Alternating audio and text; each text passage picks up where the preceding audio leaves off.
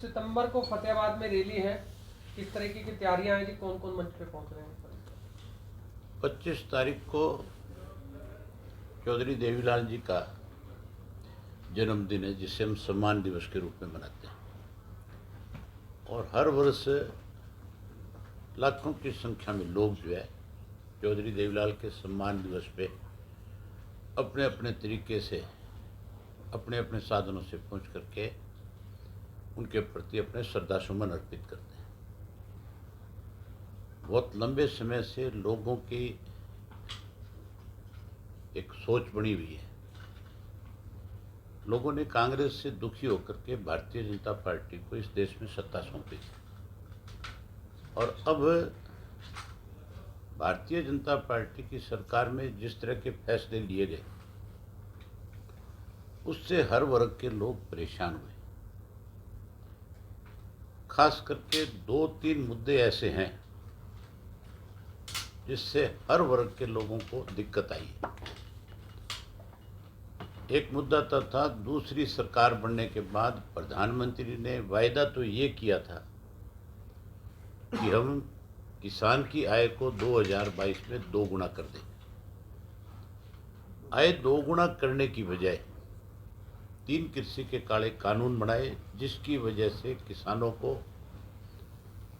लगातार 13 महीने तक दिल्ली के बॉर्डर पे बैठ करके और उसका विरोध किया, और देश के प्रधानमंत्री को इस बात पे सोचने के लिए मजबूर किया कि आपका फैसला, आपका डिसीजन गलत है। वो कानून वापस हुए। वो भी एक बहुत बड़ा कारण है, लोगों में आज भी उसकी हर जगह चर्चा है। दूसरा है महंगाई। महंगाई इतनी ज़्यादा बढ़ गई कि हर आदमी जो है उससे परेशान है। प्रधानमंत्री देश की महंगाई रोकने की बात करते थे, महंगाई रुकी नहीं, महंगाई बढ़ती चली गई, आज भी निरंतर बढ़ती जा रही है, उस पर कोई अंकुश नहीं है। तीसरा था भ्रष्टाचार का मामला कि हम भ्रष्टाचार पे अंकुश लगाएंगे।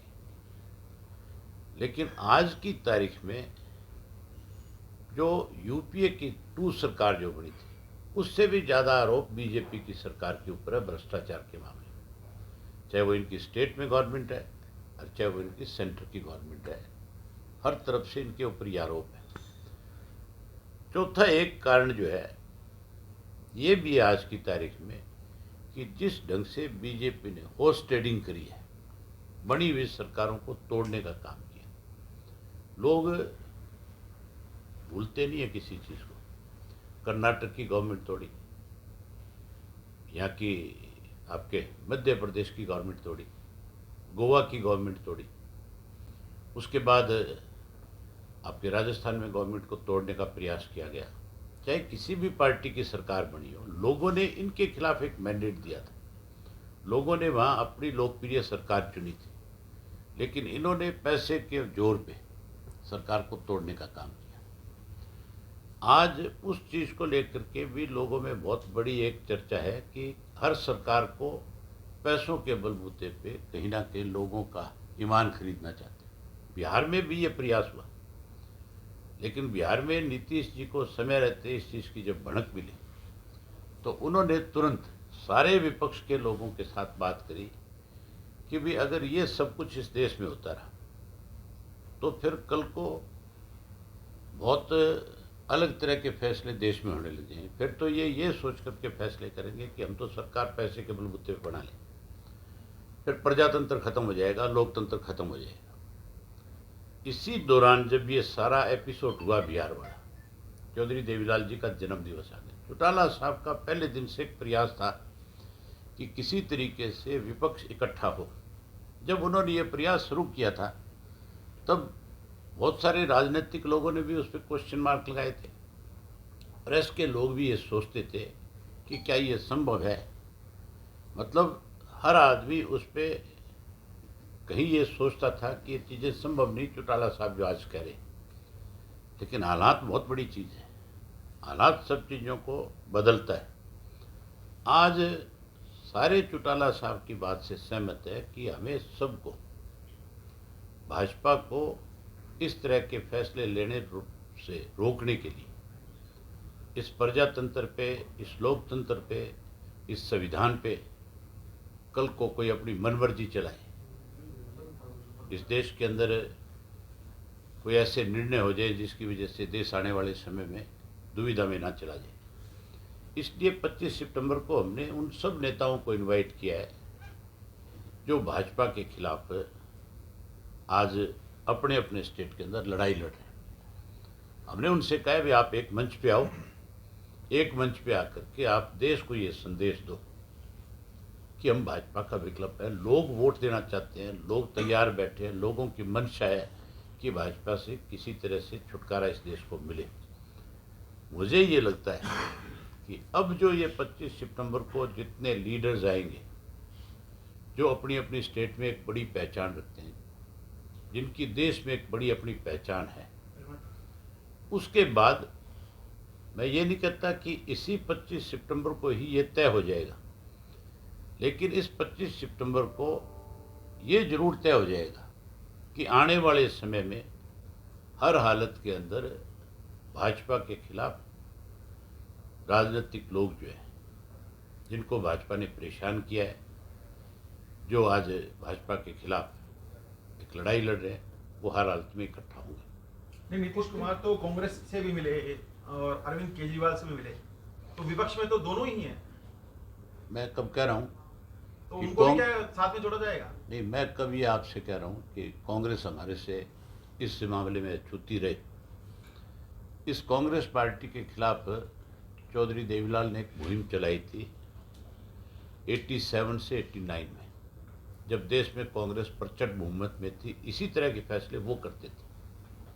बोफोर्स का एक इशू आया था, आपको पता होगा, और उसमें 4 लोग कांग्रेस से बाहर निकले थे। आज बीजेपी में भी ऐसे ही हालात हैं। कुछ लोगों की स्टेटमेंट आप देखते होंगे जिससे ये चीज़ बाहर आती है कि भाजपा में विद्रोह है। भाजपा में भी किसी टाइम कुछ सीनियर लीडर जो है बगावत करके बाहर आ सकते हैं। उस वक़्त भाजपा जो थी वो एक सहयोगी दल बना था, उसकी एडजस्टमेंट हुई थी सीटों के साथ। कल को जब ये सारे नेता इकट्ठे होंगे तो कांग्रेस के साथ भी सीटों की एडजस्टमेंट हो सकती है। पूरे देश के अंदर कितनी सीटों पे कांग्रेस लड़े, कौन सीट पे कौन लड़े, ये चीज़ें तय है, हो सकता है आगे, इसमें कोई दिक्कत नहीं है। अगर सारे के सारे निस्वार्थ होकर के इस चीज़ में आगे बढ़ेंगे तो हर हालत में हो जाएगा। मुख्य रूप से कौन कौन बड़े नेता जो है 25 तारीख को शामिल हो रहे हैं इस रैली में? नीतीश कुमार जी हैं, शरद पवार जी हैं, फारूक अब्दुल्ला है, प्रकाश सिंह बादल हैं, सीताराम येचुरी है, आपके बंगाल की जो चीफ मिनिस्टर ममता बनर्जी, उस समय हम नहीं आ सकती क्योंकि नवरात्र है नेक्स्ट डे, उनके यहाँ बड़ा आयोजन होता है। उन्होंने अपनी पार्टी के एक सीनियर लीडर की जिम्मेवारी लगाई है। यहाँ तक भी गुलाम नबी आज़ाद जो है वो खुद नहीं आ सकते, उनका इंटीरियर में पहले से एक प्रोग्राम तय था। मेरी कोशिश है कि वो स्वयं आए, मैं आज फिर उनसे बात करके देखूंगा, लेकिन वो भी अपनी एक पार्टी के सीनियर साथी की जिम्मेवारी लगा रहे हैं, वो भी इसमें शामिल होंगे। उन्होंने भी ये कहा कि मैं भी आपके साथ हूँ इस मामले में। वो भी चाहते हैं कि विपक्ष इकट्ठा हो, उनकी भी सोच यही है। और चौधरी वीरेंद्र सिंह है, राजस्थान के एक मेंबर पार्लियामेंट हैं, अपने आप में बड़ी पहचान रखते हैं। बेनीवाल साहब वो भी आएंगे इसमें। इस तरह से और बहुत सारे, तेजस्वी यादव हैं, काफ़ी लोग हैं। इवन आपके चंद्रशेखर राव जो है, उनका भी आज तय हो जाएगा कि वो स्वयं आएंगे या उन किसी और लीडर की ड्यूटी लगाएंगे। 14-15 पार्टियों के लोग हैं जो इस पे इकट्ठा होंगे, आएंगे। मुलायम सिंह यादव जो है, अखिलेश यादव, उनका भी आने का कार्यक्रम है। इस तरह से सतपाल जो गवर्नर है, उनका भी आने का कार्यक्रम है। हमने इनवाइट उनको भी किया था, आपके उड़ीसा के चीफ मिनिस्टर को। उन्होंने मजबूरी जाहिर करी, उन्होंने एक चिट्ठी लिख करके भेजी है इसके लिए कि मैं इस मामले में पूरी तरह से आपके साथ हूँ। सारी चीज़ें हम वहाँ पढ़ करके सुनाएंगे कि कितने लोग देश के ऐसे हैं जो आज इस चीज़ पे सहमत हैं चौधरी देवीलाल के जन्म दिवस पे इकट्ठा होकर के वो सहमत हैं इस बात के लिए कि हमें मिलजुल करके आगे बढ़ना चाहिए। चौटाला साहब, ये आपने जिसकी भी बात करी है, तमाम नड्डा ने बिहार में बयान दिया था कि 2024 से पहले सभी क्षेत्रीय पार्टियों का अस्तित्व खत्म हो जाएगा। तो क्या ये तीसरा फ्रंट उसी को लेकर बन रहा है? ऐसे बयान बहुत दफा है। नेता जो है वो झारखंड में जाकर के इसलिए ये बात कही होगी कि झारखंड में भी आज अक्षत्रिय दल की गवर्नमेंट है। वो वहाँ पे अपना राज बनाने के लिए वहाँ पे भी इन्होंने गेम खेला था, वहाँ भी हॉर्स ट्रेडिंग करी थी, पैसा बांटने की कोशिश करी थी, फेल हो गए, वहाँ कामयाब नहीं हुए। किसी के बयान देने से कोई दल खत्म नहीं हो सकता। हमने बहुत बड़े बड़े राजनीतिक दलों को टूटते हुए देखा है, फिर उनको जुड़ते हुए देखा है, फिर उनको खड़े होते देखा है। कांग्रेस का बिखराव कितनी दफ़ा हुआ। इस बीजेपी के पास 2 सीटें थी जो आज देश में राज कर रही है 2 सीटों पे सीमित थे। ये लोगों ने तय करना है कि हमने किसको वोट देना है।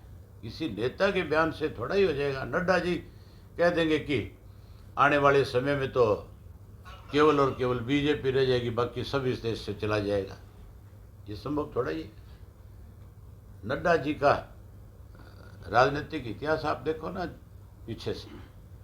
जब धूमल की गवर्नमेंट थी तब अपनी पार्टी में किस तरह से बगावत करते थे। उन चीज़ों को क्यों भूल जाते हो आप? उनको भी याद रखो। चौटाला साहब, क्या ये माना जाए ताऊ देवीलाल जी ने जिस तरह से सभी दलों को इकट्ठा किया था, अब चौटाला साहब ओम प्रकाश चौटाला जी अहम भूमिका निभाएंगे इस पूरे तीसरे 25 तारीख को इकट्ठा कर तो दिया सबको। आप आना 25 तारीख को, आप देखना सब आएंगे उस मंच पे। एक दफ़ा तो सबको इकट्ठा कर देंगे। अब आगे कैसे इस चीज़ पे बढ़ा जाए, इस पे एक दिन में मोहर नहीं लग सकती। इन चीज़ों में समय लगता है।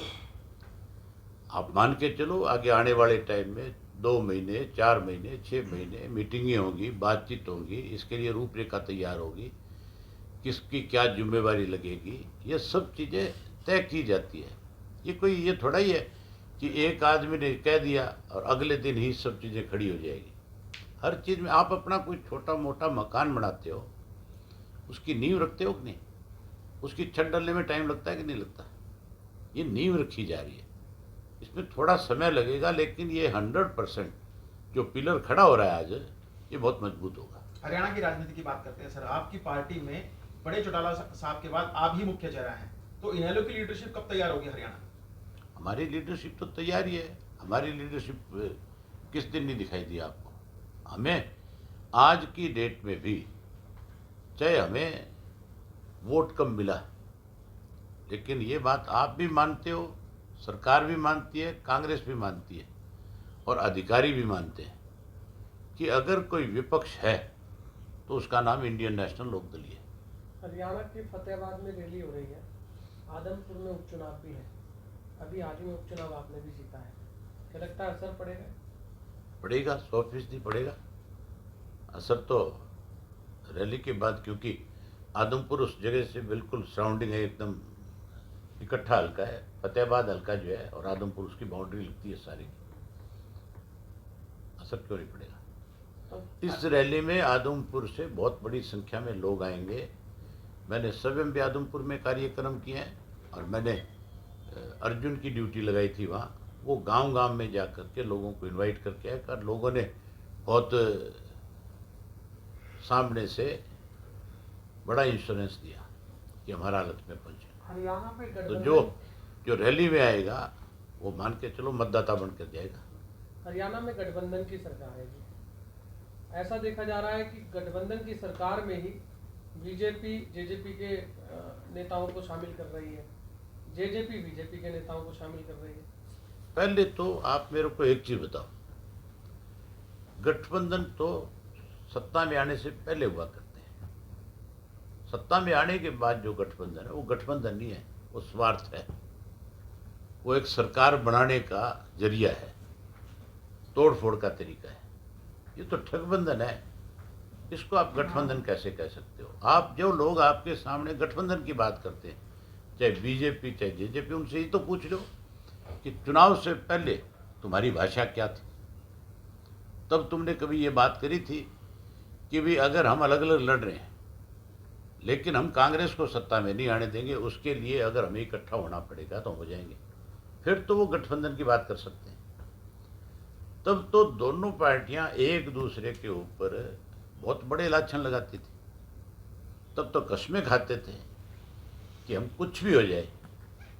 भाजपा वाले तो कहते थे हम इनको नज़दीक नहीं लगाएंगे, ये कहते थे हम किसी कीमत में कभी भाजपा के साथ नहीं जाएंगे। कहते थे कि नहीं कहते थे? स्वामी जी, फिर क्या कहाँ ये गठबंधन नेताओं का का है? आदान प्रदान कैसे नहीं, आप गठबंधन कैसे कहते हो? तो चोर इकट्ठे हो गए। चोरों का एक गिरोह है जो इस प्रदेश को दोनों हाथों से लूटने में लगा हुआ है। आप इनके नेताओं को कभी किसी मंच पे मेरे सामने ला करके बिठाओ, मैं इनकी एक एक बात इनसे पूछूंगा। अगर ये मेरे सवाल का सही संतुष्ट मेरे को नहीं, आपको संतुष्ट कर दे, जवाब देके प्रदेश की जनता को कर दे, तो मैं मान लूंगा कि इन लोगों का कोई आपस में मतलब प्रदेश के प्रति कोई जिम्मेवारी है। चौटाला साहब, दिग्विजय चौटाला ने ये कहा है कि अभय चौटाला गुस्से में बयानबाजी करते हैं और इसीलिए पार्टी का नुकसान हो रहा है। भाई उसको उनकी बातों को कोई सीरियस नहीं लेता, आपकी बातों को कोई तुम serious मुझे यूं बताओ, उसको फिक्र क्यों है हमारी पार्टी का? मेरा क्यों फिक्र करता? उसको फायदा होता होगा इस बात से, तो बात ये कहता है क्यों है वो? कहीं यही वजह तो उनको नहीं- उनको इन चीज़ों का फिक्र नहीं करना चाहिए। वो ये सारी बात इसलिए कहते हैं कि अब जजपा खत्म होगी। कहीं यही वजह तो नहीं कि जजपा, कुछ जजपा के लोग जो है, जो हमारे साथ नहीं टिक सकते थे, जो बेईमान थे, वो भाजपा में जाएंगे। और जो वोटर है वो 100 का 100% इंडियन नेशनल लोकदल पार्टी के साथ आज की डेट में आ चुका है। यही एक कारण है कि जो चौधरी देवीलाल के बारे में ये कहते थे कि हम तो उनके पद चिन्हों पे चलेंगे, हम उनकी हर साल जयंती मनाएंगे। पिछले वर्ष उन्होंने एक प्रयास किया था, चौधरी देवीलाल जी की जयंती मना के नूह के अंदर मूर्ति लगाई थी। वहाँ उन्होंने ये कोशिश करी थी भी हम लाखों लोगों को यहाँ बुलाएंगे, लेकिन लोगों ने उनको धुतकार दिया। अब की बार तो इसलिए हिम्मत नहीं जुटा पा रहे वो लोग कि उनको पता है कि अगर तुमने कोई रैली रख ली तो तुम्हारा तो दिवाला पिट जाएगा। आएगा कौन? आदमी कहाँ से लाओगे? लोगों का विश्वास उस पार्टी से खत्म हो चुका है। अभय जी, आज की तारीख में उन लोगों के ऊपर खुला एक आरोप है, और ये मैं नहीं कहता, ये प्रदेश का हर व्यक्ति कहता है, चाहे प्रेस के लोग हैं, चाहे कोई अधिकारी हैं, चाहे कोई पॉलिटिकल लोग हैं, चाहे कोई बिजनेस करने वाले लोग हैं, चाहे कोई कर्मचारी हैं, हर आदमी खुल के ये बात कहता है कि इन लोगों ने दोनों हाथों से इस प्रदेश को लूटने में कोई कसर नहीं छोड़ी। आज तो जो ठेकेदार हैं वो धरना दे करके बैठते हैं, और प्रेस के लोग जब उनसे जा करके मिलते और पूछते हैं, वो शरेआम उनके ऊपर आरोप लगाते हैं और कहते हैं कि चीफ मिनिस्टर तो कहीं ईमानदार है। अभी चीफ मिनिस्टर ईमानदार कैसे रहेगा जब उसके मंत्री पैसे खा रहे हैं? तो फिर चीफ मिनिस्टर को आप ईमानदार कैसे कह सकते हो? ये सब चीज़, ये लूट, जो ये गिरोह जो मैं आपको बता रहा हूँ, ये जो चोर इकट्ठे हुए हैं, ये इस प्रदेश को लूटने में लगे हुए हैं। मुख्यमंत्री जी का एक बयान आपने देखा होगा, आप गुड़गांव में रहते हो, मानेसर के अंदर 1800 एकड़ जमीन एक्वायर करने की बात चल रही है। मुख्यमंत्री से जब वो लोग मिले जा करके उस मानेसर के इलाके के, भी आप हमारी ज़मीन किस लिए एक्वायर कर रहे हो? बोले हमारी ज़मीन तो पिछली गवर्नमेंट ने छोड़ रखी है, हम इसमें मुश्किल से अपना गुजारा चला रहे हैं, कोई खेती कर रहे हैं, छोटा मोटा अनाज पैदा कर रहे हैं, हम कौन से इसको कोई कॉमर्शियल करवा रहे हैं? हमारी एग्रीकल्चर लैंड है। उनको मुख्यमंत्री जी कहते हैं कि हरियाणा पे 3 लाख करोड़ का कर्ज है, मैंने कर्ज उतारना है।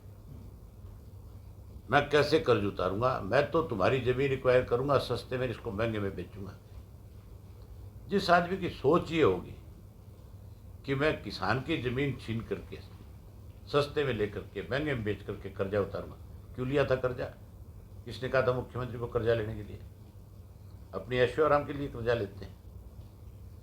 जब ऐसी सोच सरकार चलाने वाले लोगों को जाएगी तो प्रदेश बर्बाद हो जाएगा। विधानसभा में उठाओगे सर, आने वाले विधानसभा में इस मामले का? उठाता कौन है विधानसभा में? स्वयं मेरे को इश्यू उठाता है। आज तक जितने मामले हैं, जितने घोटाले इस प्रदेश में हुए हैं, केवल और केवल मेरी कॉलिंग अटेंशन या मेरा काम रोको प्रस्ताव लगा है। बाकियों ने तो मेरी नकल करी है।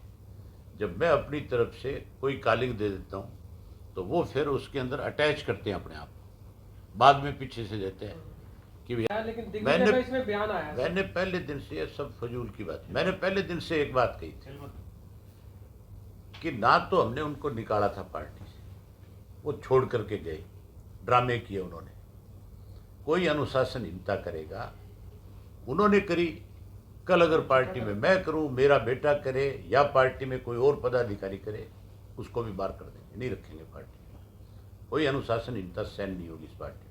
इस पार्टी में पहला फैसला है कि जो पार्टी के खिलाफ अनुशासनहीनता करेगा उसको हम पार्टी में नहीं रखेंगे। माफी सुन लो, एक मिनट पहले बात सुन। उसके बाद मैंने ये कहा था कि मेरा कोई विवाद नहीं है इनके साथ, मेरा तो नाम लेकर के लोगों को गुमराह करते हैं सारा दिन। विवाद तो चौटाला साहब पार्टी के सुप्रीमो है, चौटाला साहब ने पार्टी से निकाला, उन्होंने जब अनुशासनहीनता उनके सामने करी तब उन्होंने ये फैसला लिया। उन्होंने उनको बाकायदा तौर पे लेटर लिखी थी कि वो जवाब दें। वो जवाब देने की बजाय बलि का बकरा बनना चाहते थे, भी हमें निकाल दिए। तो मिले हुए थे भाजपा के साथ बहुत लंबे समय से, ये बिके हैं वहाँ पे भी। ये फिर जब चले गए 3 साल तक इन्होंने ये नहीं कहा माफ़ी मांग लें। अब जब इनको झटका लग रहा है, अब लोगों ने जब इनको दुत्कार दिया, इनको पता लग गया कि अब तुम्हारी कहीं कोई जगह नहीं बची, सरकार भी आप मान के चलो आने वाले समय में इनके खिलाफ फाइलें तैयार कर रही है। अब इनको इस चीज़ का भय ऑर्डर भी है कि तुम भी जेल की सलाखों के पीछे जाओगे। कुछ चीज़ें दबाव है, उसकी वजह से ऐसे बयान। जाओ चौटाला साहब से माफ़ी मांग लो, चौटाला साहब फैसला कर लेंगे माफ़ करना है कि नहीं करना है, ये काम उनका है। दिग्विजय का अभय जी, अरे अजय तुम- जी से माफी मांगे, किससे, अभय क्यों, जी, किस लिए मांगे, दिग्विजय ने नहीं कहा। किस लिए मांगे ये बताओ। आपने भी कोई बयानबाजी उनके लिए की है? बड़े बेवकूफ़ है भाई। मैं एक बात कहता हूँ, वो चोर है, वो ये मुझे कहे कि आपने हमें चोर क्यों कह दिया, माफ़ी मांगो, तो सारा देश कह रहा है चोर है, मैं अकेला कह रहा हूँ। किस लिए माफ़ी मांगू मैं अजय सिंह से? अजय सिंह अपने बाप से माफ़ी मांगो। और कल को जो अजय सिंह ने चौटाला साहब के साथ किया है, ये लड़के अजय सिंह के साथ वो का वो करेंगे। भगवंत राज्यसभा मान को चुनाव लेकर में आपने कहा था कि जेजेपी के सारे विधायक बिके हैं और मेरे पास प्रूफ है, मैं प्रूफ को सामने रखूंगा। कब रखने वाले हैं? मैं कहता हूँ यार, इससे बड़ा और क्या बताऊंगा तुम्हें, क्या पूछना चाहते हो तुम? बात रैली की करो, छोड़ो इनकी। भगवंत मान के बारे में और बता दो जी। पंजाब में भगवंत मान ये किस तरह है से कि इन दोनों हरियाणा की राजनीति में केजरीवाल सक्रिय हैं, शिक्षा और स्वास्थ्य के नाम पर वो राजनीति कर रहे हैं।